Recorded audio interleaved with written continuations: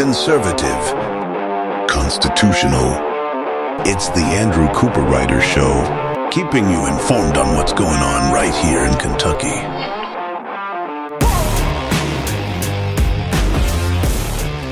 And welcome, everybody, to another amazing day here on the Andrew Cooperrider Show. Wonderful Thursday, man. We've got a full day of conversation for you. We've had that first day of session. We'll talk about what happened with that rule change in the House that I said to be watching, drawing your attention to. We've got some initial bills. We're first seeing some bills filed. We can actually take a look at them and have a conversation about them. We'll be talking about one today as well. We'll have a few other items we may get to, but before we dig down into it, as always, please reach out to the Andrew Cooperrider Show by emailing info@theandrewshow.com with your questions, your comments, your concerns. You can also leave a comment and like on Facebook, YouTube, Twitter, or if you're listening on one of those places. Of course, if you're listening on WZXI at 9 a.m., go ahead and tell a friend and family member to tune on into the Andrew Cooperrider Show every day at 9 a.m. on WZXI, 1 o'clock everywhere else. If you want to catch that 9 a.m. showing, head on over to the andrewshow.com. Once again, that's the andrewshow.com. And you can listen to the WZXI streaming player there 24/7. And if you're listening at 9 a.m. on a weekday, you'll hear yours truly chiming in with the news of the day.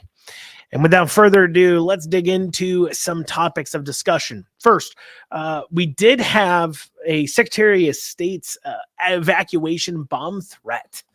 Actually, not just in Kentucky, but several states. Georgia, I know, evacuated, a few others. And it appears that an email was sent to every Secretary of State's office in the country, threatening, of course, to blow them up. Just goes to show what they're pushing for here, and I'll go into what I mean by that. And so that led to the Capitol being evacuated due to the Capitol building there being evacuated due to a bomb threat. Do I think this is was a real threat to begin with? Most likely not. I don't know. We'll find out. Generally, if you actually want to pull off something like that, you don't call them beforehand to warn them. But what do I know? But the other thing is that this is just. In my opinion, this is what I mean by doing things they want you to do. This is just a preview to what I think we'll expect for 2024, because the more and more people look at their government and don't even trust that, yes, we have a difference of opinions, but it's at least democratically in place, that we're all playing on an even and fair playing field, or our candidates at least are. Well, until that gets addressed, when that starts falling apart and you no longer believe you're a part of the government on either side, well, that certainly can become an issue. And they've set it up. They've set it up with what the left is doing to Trump. They've set it up where either A, if you're somebody who supports Trump because of what all the left has done, you're going to say if he loses, well, it was because they meddled. Or B, if Trump wins and you're on the left has pushed so many lies about Trump that they honestly believe this guy isn't eligible to even run on the ballot in the first place. They really believe that. And so when they say, look, we have a person who's ineligible to be president as president, well, that's going to lead to something on their side. It's distrust, complete distrust of the system has been sowed, and I would expect, unfortunately, we may be seeing more of this into the future. Speaking of Trump, Trump is ensuring he gets ballot access here in Kentucky. So for those of you unaware, any presidential candidate that wants to run for the president's office here in Kentucky, in order to be listed on the ballot as a Republican or a Democrat, has to pay $1,000 and get 5,000 signatures, in this case from registered Republicans, because he's running on the Republican ballot. So you got to have 5,000 signatures from registered Republicans and $1,000. Well, the Trump campaign's well over that, but they want to make sure that they do not fall short of the goal, that with all the scrutiny and craziness going on, that they can fully secure that spot on the ballot without having to worry about any kind of fall off in signatures. So therefore, it's very short notice because they had to get these turned in by tomorrow, Friday morning. So if you're listening to this on Thursday, January 4th, and you want to get your signature on the document in order to sign for Trump to run for the office of the presidency here in Kentucky, reach out to the show, email info@theandrewshow.com. Once again, that's info at theandrewshow.com saying you want to sign. You will have to do it in person. So that means if you want to sign this, you will have to come to Lexington and sign a paper here. I've got it at my office. So I'll just tell you where to head to so you can sign that document if you so wish to do so. So that is an option too. I'll give you time to do that as well. So just email info@theandrewshow.com. So that kind of just want to get those out of the way and let you know what's going on there. But if you're listening to this after Thursday, well, don't even worry about it. That's why you should stay on top of the Andrew Cooperrider Show and be listening every day. Tons of good information, tons of great stuff that I'm here to share with you. So House rules changes. So I mentioned earlier this week that one thing we'll be watching, one of the first things they vote on, is the House rules.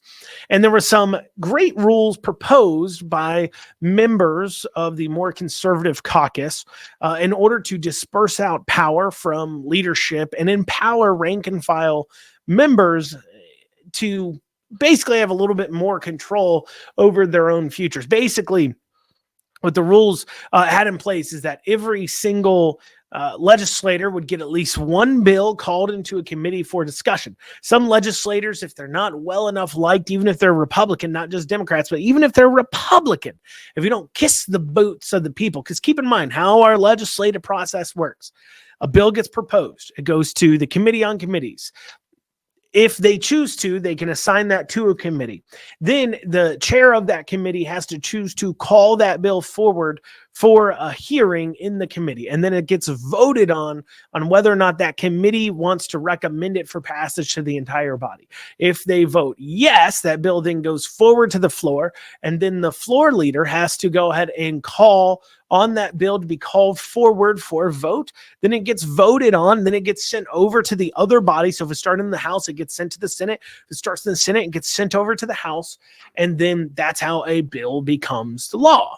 Well, there are some House rules to do things like ensure every single House member gets at least one bill heard in a committee. They can choose one key bill, and that the leadership or the leadership's cronies, who are the chairs of the committees, in order to become chair of a committee, you had to be chosen by leadership to chair that. So that means you had to be willing to do their bidding, of course. And so they said, hey, we don't want leadership and then the chairs that they've selected that they have control over getting to decide what bills get heard or not. We want everybody to get at least one bill heard a year. Well, that was one of the changes. Another one of the changes was, ensuring that two more rank and file members from the Republican and two more from the Democrat Party are added to the Rules Committee. That's kind of the committee that runs everything. Also changing a discharge petition from being a majority. So you needed a discharge petition is where a bill is called forward to the floor immediately for a vote. So if you want to get a bill called forward for a vote, you have to get a discharge petition. And right now, it takes 51 votes in order to get a bill called to the floor that hasn't gone through the committee process. If it goes through the committee process, then it works its way around to the floor leader, who can then call on the bill to be voted on the floor. But if leadership is saying, no, we don't want to call this bill forward, we don't want to call it, and you want to force them to call it because you say this is conservative good stuff, we want to call that forward, well, leadership can stop that by simply saying, look, you don't have 51 votes, which means the bill already has to pass. So basically, it already has to pass to convince, to be able to pull it forward without leadership on board, which is kind of hard for a bill to have 51 votes and it not to pass. And it makes it hard, too, to have meat and potatoes votes on important things. And so lowering that threshold down to 25, certainly very important. There were some other things that these rule changes did, but hopefully it kind of gives you some idea that these rules were about trying to disperse power out from leadership and giving it more to the rank and file members so your representatives can do the hard work of representing you. What happened with those rules? What ended up happening? Why are we operating under the same rules as we did the prior years? Well, we'll be talking about that after this short break. You're listening to the Andrew Cooperrider Show, your source for Kentucky news and politics from a constitutional and conservative perspective. We'll see you back here in just a few short minutes. Listen up, my fellow business owners. You need to get your cybersecurity and IT support under control.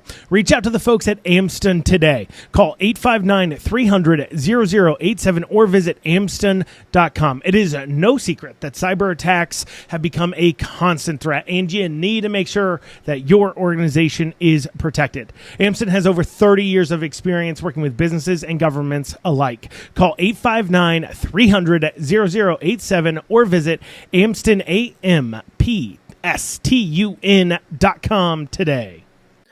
And you are back with the Andrew Cooperrider Show, your source for Kentucky politics. Before the break, we were talking about these rule changes and how the what came forward to the floor didn't involve any changes. They had the same rules as they did last year, despite the great proposals that have been put forward for months on end. And the reason why, you didn't really hear much on the floor. You had one speech from the floor I'll play for you that's particularly interesting, but you really didn't hear much because what actually happened and what occurred in order to kill those rules from moving forward happened in caucus. For those of you unaware, caucus meetings, the Democrats have one, the Republicans have one, and that's where the real debates take place. They're closed to the public. Me and you aren't supposed to know what goes on in them. But it's where they have the real conversations, and it does say something. These are very sacred too, as well. So the fact that I have information about what went on in caucus is absolutely melts the minds of leadership in the House. They will throw people out of caucus for telling citizens about what happens in the caucus. They threaten them, saying you will no longer be a part of a club. You'll no longer be able to Republican caucus. You'll no longer have committee committee positions. You will never chair a committee. You'll never have anything at all unless you toe this line. So while you were elected by 45,000 people, we will marginalize you out because we want to maintain control. People always ask, how does leadership in the House and the Senate, how do they maintain control? And this is one way. They have this caucus meetings where the quote unquote real conversations go forward. And it, a lot of times I've heard about all kinds of caucus meetings. Quite a lot of things are said, things they don't want constituents to know. And as I said, the very fact that there's things you don't want your constituents to know, things you think and say politically, that you don't want your constituents to know, tells me you're kind of a piece of trash to begin with. But normally, if there's an interesting caucus meeting, I'll get one or two reps that will kind of like call me up and say, hey, Andrew, I got something. Hey, Andrew, this is what was said in here. Thought you'd find it interesting. They're really not supposed to, but they do it. And most of the time I don't say anything about it. But this time around, when caucus was held and the debate was held over these rules, I literally got more representatives than I've ever had before tell me about what happened in that caucus meeting. I talked to like 30 or 40 representatives on a pretty regular basis, senators and representatives across both of them. A lot of times, a lot of other representatives don't know all the people I talk to because, we keep it between us as far as that goes. I'm aware that some of them don't like me. And so we keep our relationship to ourselves as far as our working relationship of me finding out about what's going on sometimes.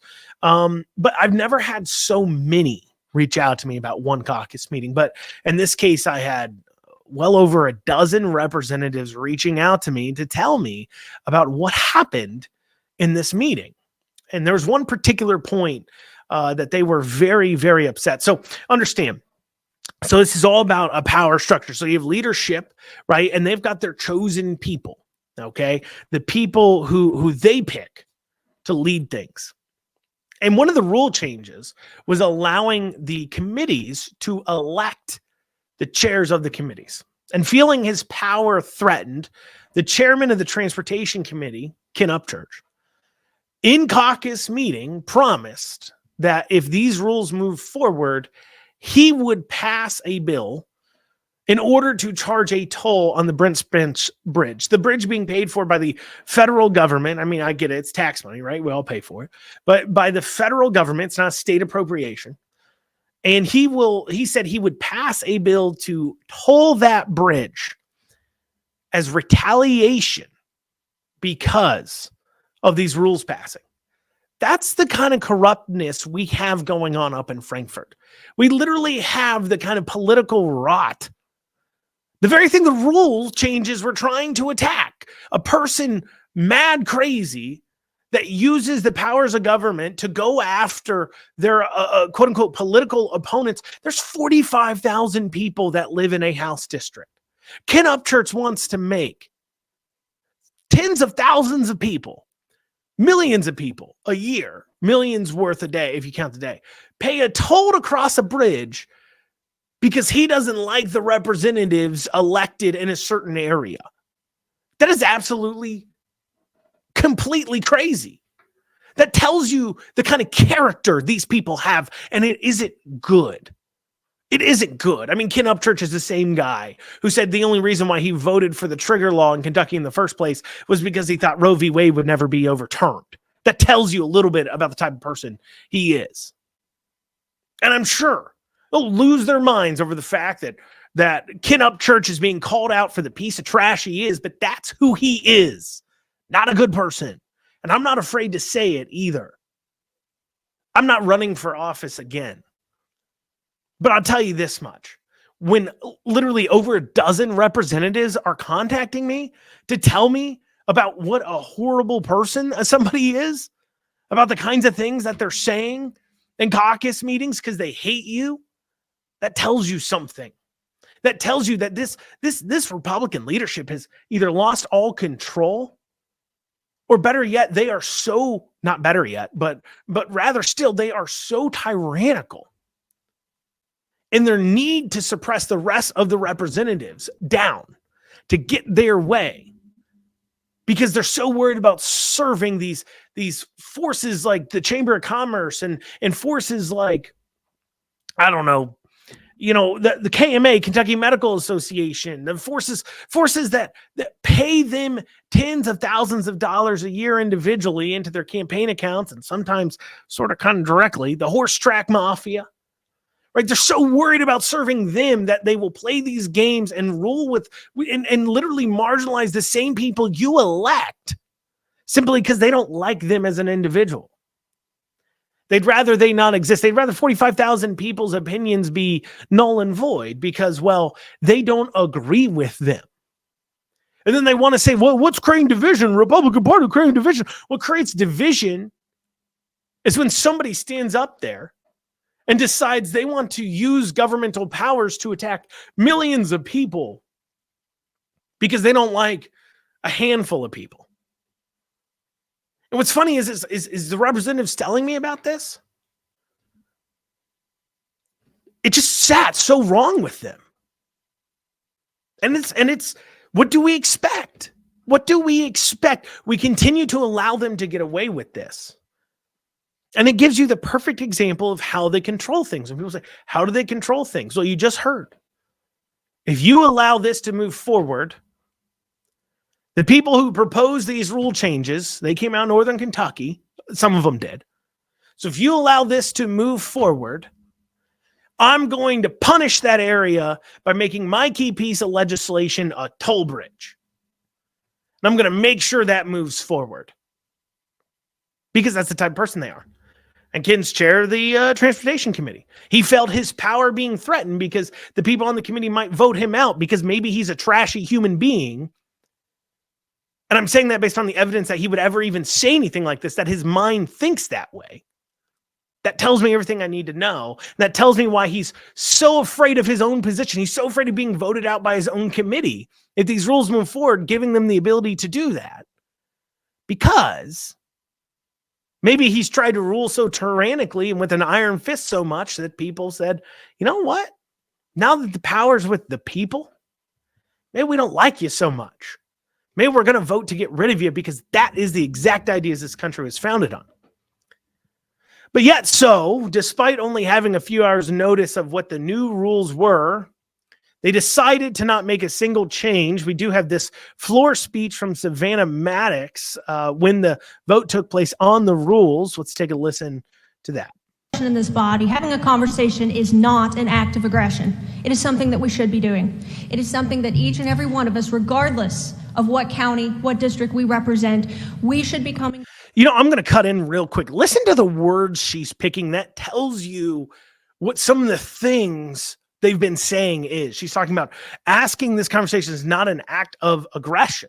The fact she feels a need to say that tells me that perhaps people had said something like somehow putting these rules is an act of aggression, which is crazy that you would moving power from those few in leadership to the many. Empowering legislators is wrong, but we'll continue. Listen closely, though, to the word choices, because that will tell you what's pushing this. Together to have discussions about the rules that are going to govern this process. And that's something that we should be doing before session convenes. It's something that I feel like a large number of members of this body have tried to do. And the rules were truly just made available to us whenever we came in today, at least the rules that we're going to be adopting. There were other rules that were put out there as well, rules that enjoyed support from folks from all walks of life, and political ideologies and backgrounds.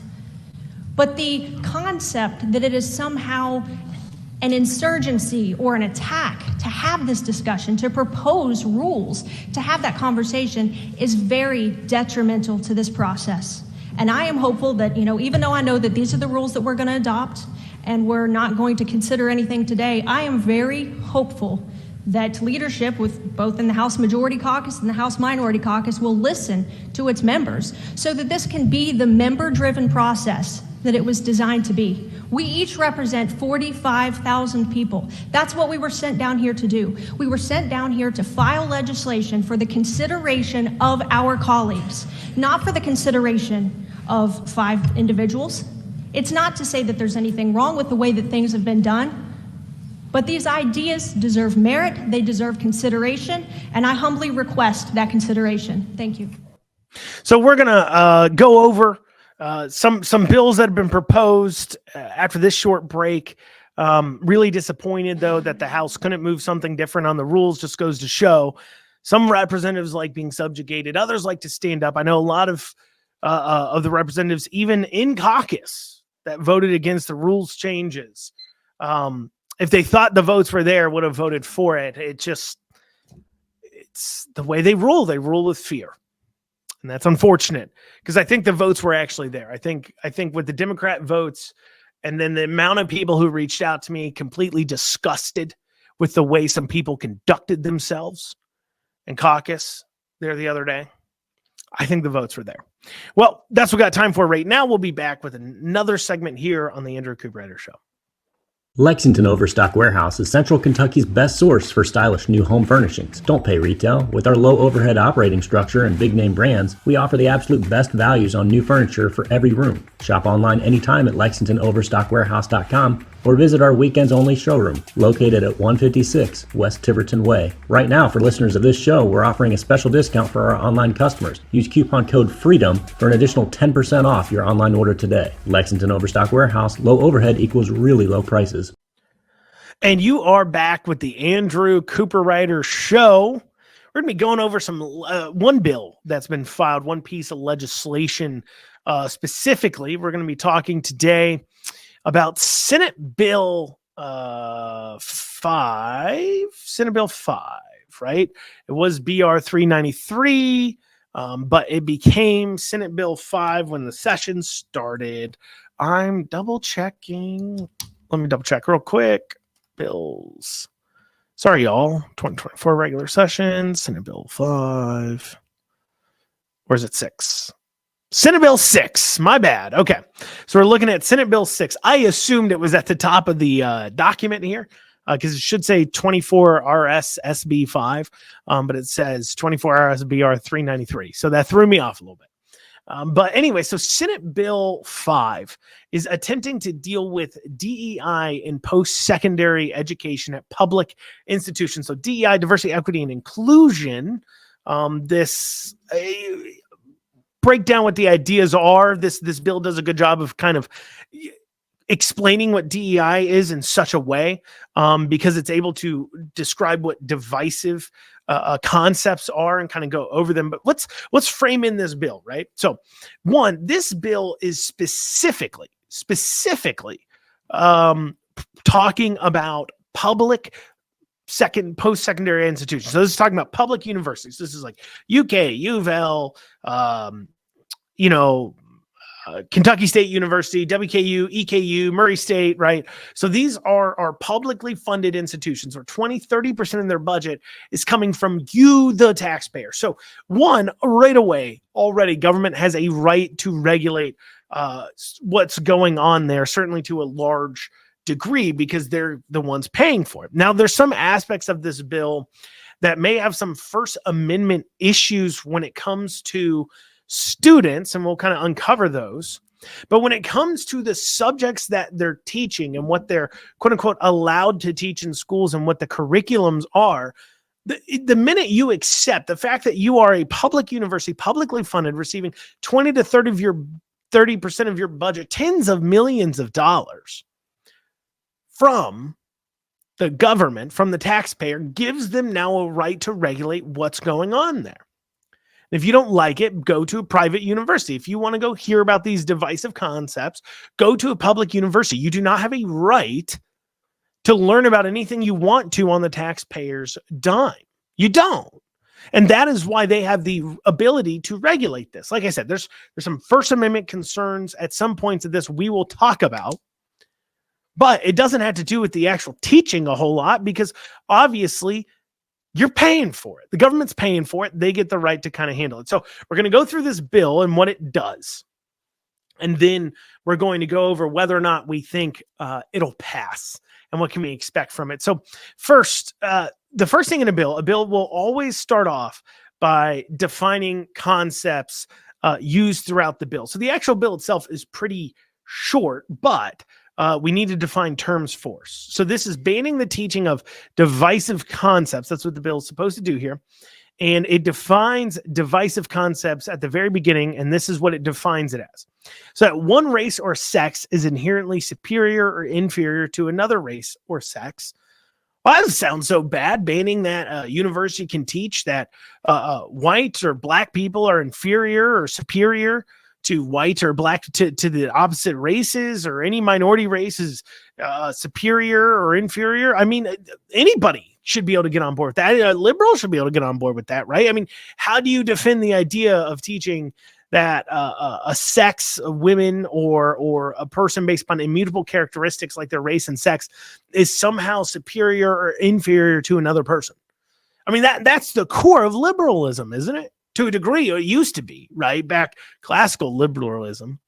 So, I mean, obviously, if you're going to be somebody who fights against that, you're really showing us who you are already, but we'll continue. An individual, by virtue of their individual's race or sex, is inherently privileged, racist, sexist, or oppressive, whether consciously or subconsciously. So this is attacking these ideas of, what is it? This DEI of idea that everybody is racist and just doesn't know it. Oh, geez, they've got a term for this. What is it?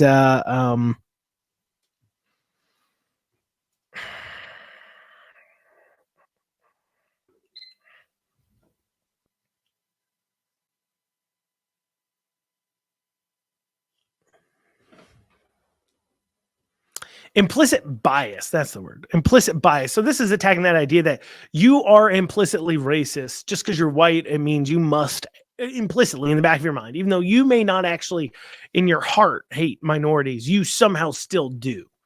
So most people would say, yeah, I mean, we don't want to say that simply because of a person's race or sex that they're privileged or racist. That seems wrong to say, doesn't it?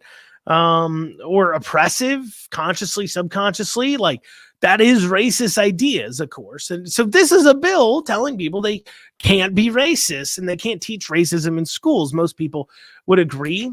Another one is an individual should you can't teach. A divisive concept is that an individual should be discriminated against or receive adverse treatment because of the individual's race or sex.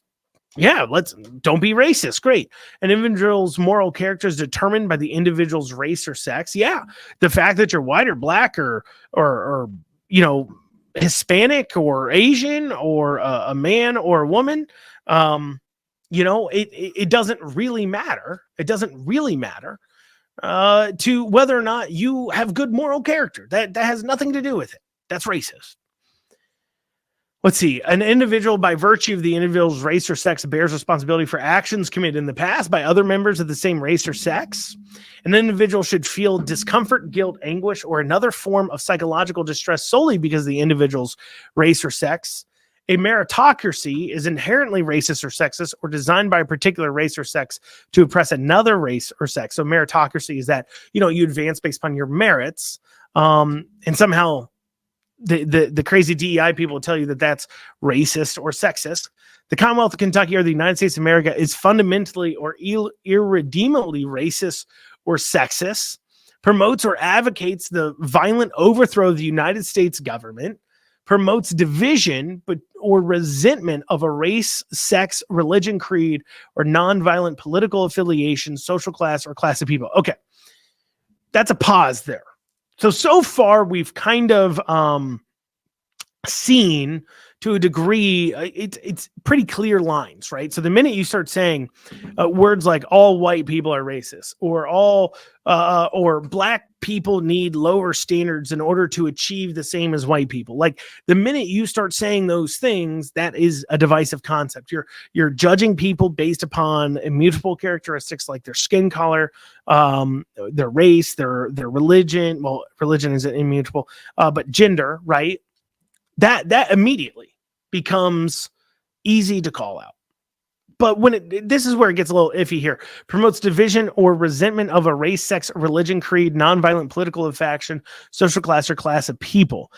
I don't quite understand the concept, that idea of promotes division. I would need that either has to be cut out or that would need to be prescribed exactly what is creating division. Because, obviously we are told that we are creating division when we say like boys can't become girls.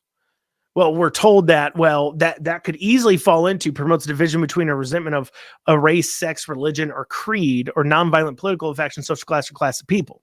They can say, well, you're creating division because you are claiming that men can't become women, and that's divisive. And so in a lefty craziness, that is what they could say. So we either got to redefine that or change that around a bit, in my humble opinion. Number 11, ascribes character traits, values, morals, or ethical codes, privileges, or beliefs to a race or sex or to an individual because of the individual's race or sex. Once again, against racism. The rule of law does not exist, but instead is a series of power relationships and struggles among racial or other groups. All Americans are not created equal and are not endowed by the Creator with certain unalienable rights, including life, liberty, and the pursuit of happiness. That's why would you say that? Why would we want public universities, your tax dollars funding people that say all Americans are not created equal? That seems racist and out of control. Government should deny to any person within the government's jurisdiction the equal protection of the law, includes race or sex stereotyping, or includes race or sex scapegoating. Race or sex scapegoating means assigning fault, blame, or bias to a race or sex or to members of a race or sex because of their race or sex, and includes any claims that consciously or subconsciously and by virtue of a person's race or sex, members of race are inherently racist or inclined to oppress others, or that members of a sex are inherently sexist or inclined to oppress others. We're going to return to this. We're coming up on a break. We're going to return to this, break this down. We got a little bit more to cover here, and then let's go over whether or not this bill is going to pass. We'll have that after this short break. You're listening to the Andrew Cooperrider Show, your source for Kentucky news and politics from a constitutional and conservative viewpoint. See you here in just a few. And you are back with the Andrew Cooperrider Show, your source for Kentucky politics. For the break, we've been going through Senate Bill 6, self-proclaimed DEI bill to ban the teaching or practices of diversity, equity, and inclusion, extremely racist process in our public universities. We've been going through the bill. We'll continue to take a look here. So we were talking about race or sex stereotyping or scapegoating. basically saying that a person's character traits, values, or morals, what makes them who they are is because of their sex or because of their race, or blaming them because of their race or sex for something. They're saying that is divisive, not allowed in this bill. Another thing is training includes non-credit classes, seminars, workshops, trainings, and orientation. So remember, we're defining terms that are said in the bill, right? So we define what divisive concepts were. We define what race or sex stereotyping is, or race or sex scapegoating is. We defined what training means, which includes non-credited classes, seminars, workshops, trainings, and orientations.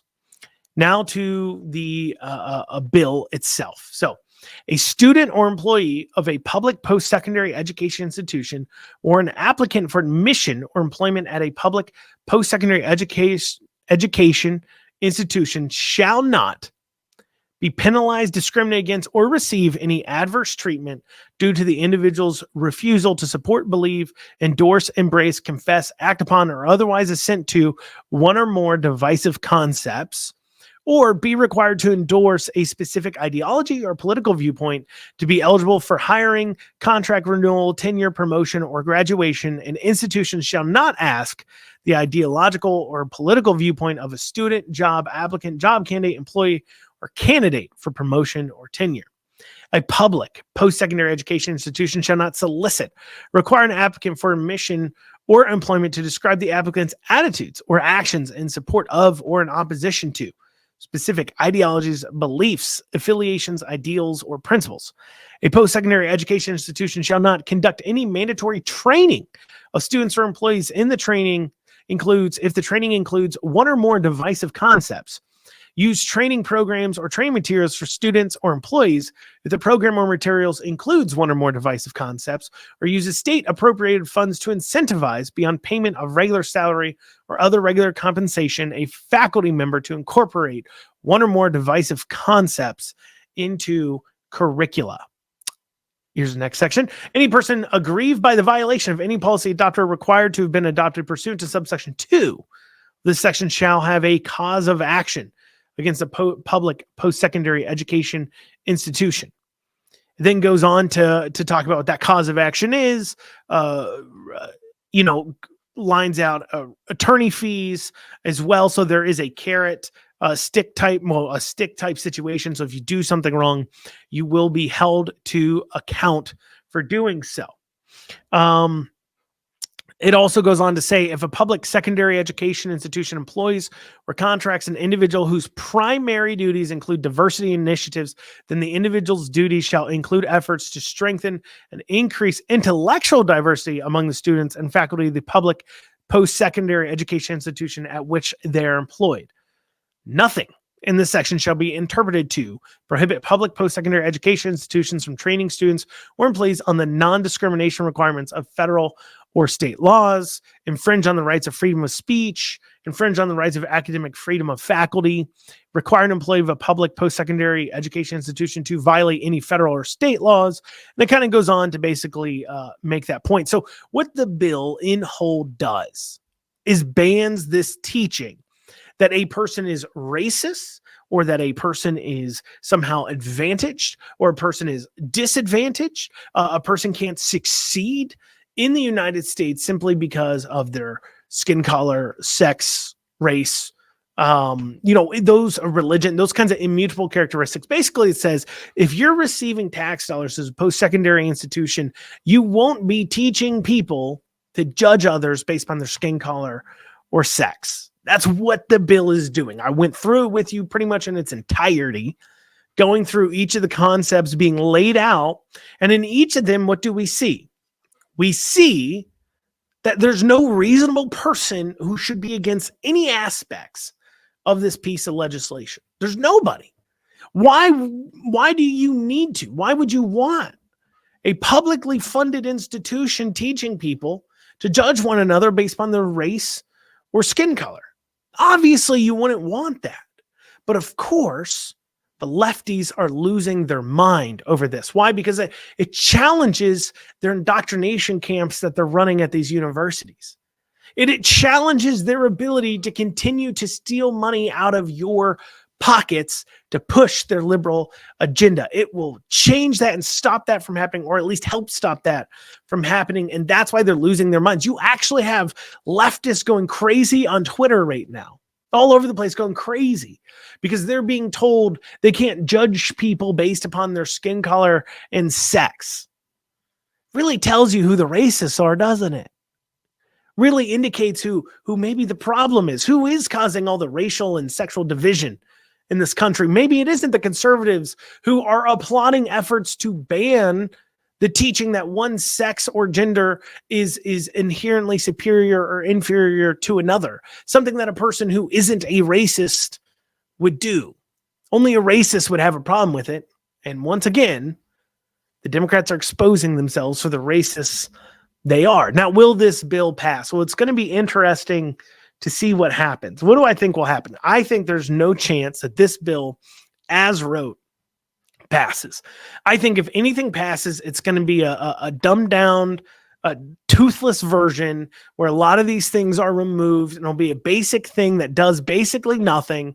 So that way representatives can go back and pound their chest saying, we dealt with DEI, and universities continue to vote for us, especially with the primary season coming up, without actually doing something. And why do I say that? Because the universities are a pretty sizable lobbying group. Now, it's interesting that they are because they're so funded by tax dollars.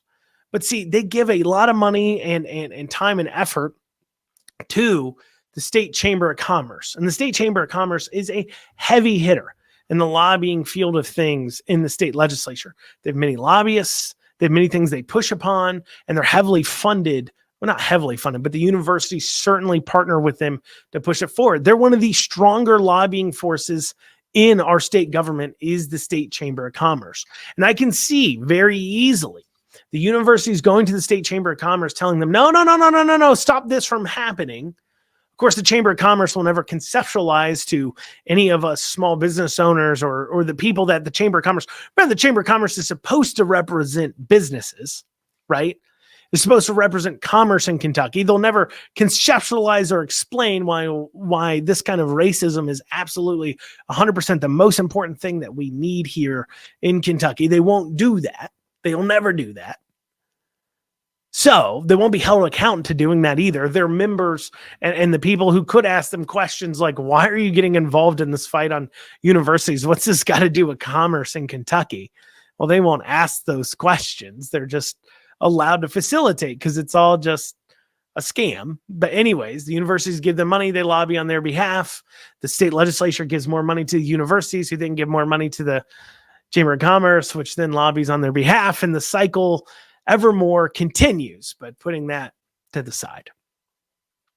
So will this pass as it sits? No, it will either be massively changed or not move at all. I will be fascinated to see if I will be the first one to admit that Andrew Cooperrider, was 100% wrong if this bill, Senate Bill 6, ends up passing and not being a toothless, dumbed down version that doesn't do anything but provide a supposed win to supposed conservatives. Now, you look at this legislature and say, well, we've got a bunch of Republicans. Why can't this pass?